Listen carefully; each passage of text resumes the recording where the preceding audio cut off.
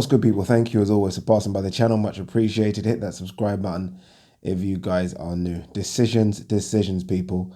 Frank Warren. I can't stop laughing. I'm laughing because all right, get serious. I'm laughing because, and by the way, this is taking me about 5 minutes to do this video, but I'm laughing because I can picture Frank Warren shitting himself. Oh, I can picture him shitting himself. Let's be honest, Frank Warren still has nightmares about what Sergey Kovalev done to Nathan Cleverly. Let's be honest, he does. At the time, Kovalev was kind of unknown. I mean, the hardcore boxing people would have known about him, but not many people knew about him. And he came in and done a job on Nathan Cleverly. And I remember, I remember looking at Frank Warren ringside, like, what the fuck is this? And now he's in a situation where the WBO and he knew this was coming, obviously. He knows before we do. But the WBO ordered that Sergey Kovalev defend his belt next against Anthony Yarde. It's here, Frank. Your nightmare is here. It's right in front of you. Now you've got a younger... Is he better? I don't know if he's better, but a younger, fresher contender in Anthony Yarde. So you don't have a champion like you did in Nathan Cleverly. You've got a challenger in Anthony Yarde. Do you risk putting in Anthony Yarde, the guy you're trying to build up? Let's be honest, he's one of the future bright hopes for that stable. Do you risk him against Sergey Kovalev? I don't know. I can picture them all around the table right now, all three of them, plus maybe more advisors around the table saying, do we take this opportunity? Do we go for the WBO light heavyweight title? Do we jump from what we've been fighting, which is basically no level? I don't even know how to describe it. I don't even have to call it British level, European. I don't know what he's been fighting. But do we go from that level to the very top straight away? Do we do that? I have never known any mandatory to turn down their mandatory opposition. It must have happened in the history of boxing, but to my recollection, to my small knowledge of boxing, I don't know anyone that's ever turned down that position. That's something you work for, right? That's something you dream about, to fight for a world title. But Anthony Yarde's not ready for a world title opportunity yet. He's not ready.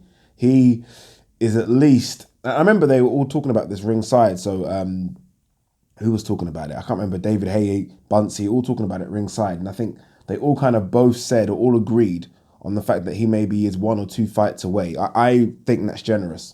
I would more err on about 4 or 5 fights away, just in terms of where he's fought, in terms of level, right? I mentioned a name in Isaac Chilemba as a possible next opponent.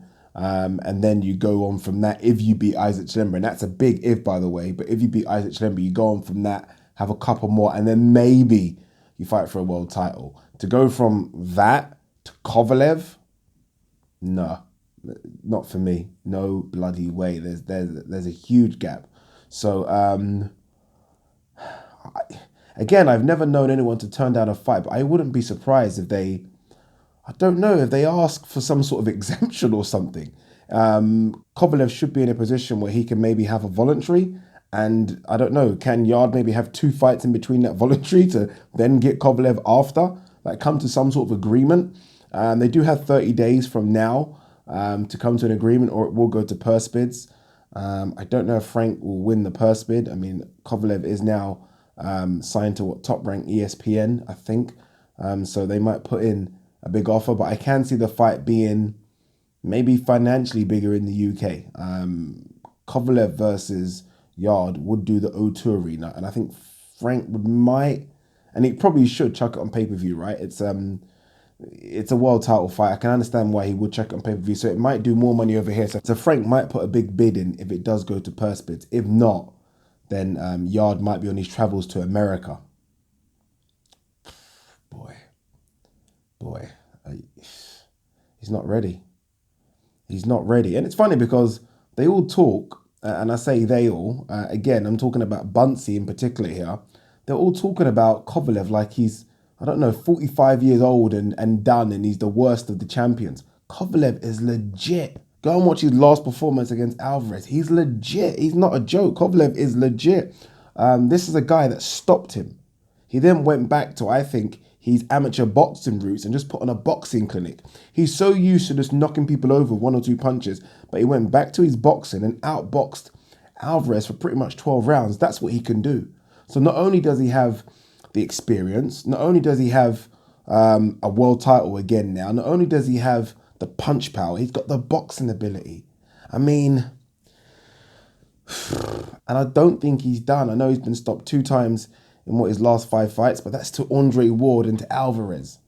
I mean, these are not bums. These are fighters that are way above Yarde's level. So look, Yarde has an opportunity to do 2 things here. He has an opportunity to be sensible and admit that he's not ready for this jump, or he has an opportunity to shut everyone the fuck up, me included, and take this fight. It's a big ask. It really is a massive ask. But again, he has a chance to silence every single critic that's been saying that he hasn't fought anyone but cab drivers. Because Kovalev is no cab driver. Kovalev is like a Bugatti driver, like a Ferrari Enzo driver. So he's going from cab driver to a Bugatti driver. What do you guys think? Do you guys think he will take this opportunity? Do you think he's ready for this opportunity? And if you are one of those people that think he is ready and will take it, what are your predictions for the fight? I don't see how Yarde beats Kovalev, if I'm honest with you. That's just not me being a cocksucker. That's just me being factual. I don't see the jump. I don't see how you can do that jump. Again, it's like going from League 2 to the Premier League, and not just the Premier League bottom of the I'm talking top of the Premier League. So it's like going from League 2 to fighting Liverpool United. I mean, FA Cup results do happen. Sometimes you do get these big results where someone wins, but no, not this time. Not this time. So if I'm Tunde, Frank and Anthony, I don't know how you decline a mandatory offer, but I will decline it. I'll decline it. That's what I would do. What do you guys think? Let me know. Peace. Had my hand ready for ages there. Peace.